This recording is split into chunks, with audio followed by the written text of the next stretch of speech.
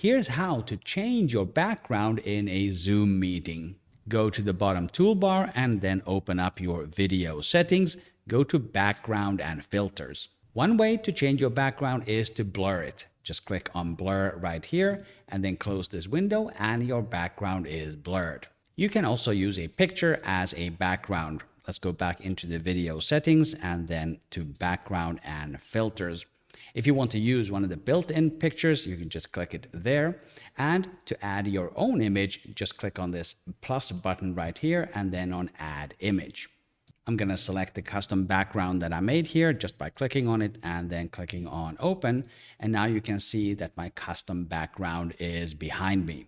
Here are 2 power tips about virtual backgrounds. Number 1, objects in front of you are not going to show correctly. You can see this with my microphone. Number 2 is that you can see a bit of an artifact above my head. The reason for this is that there is not enough clearance between my hair and the edge of the frame.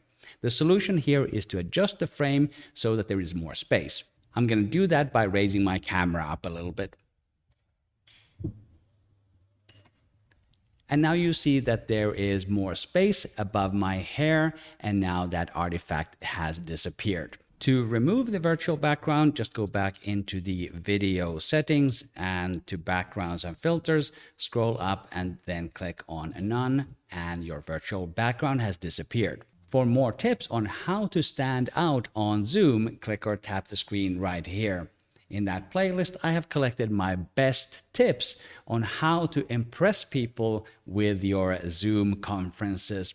My name is Markus Seppälä. Thank you very much for watching, and I will see you in the next video.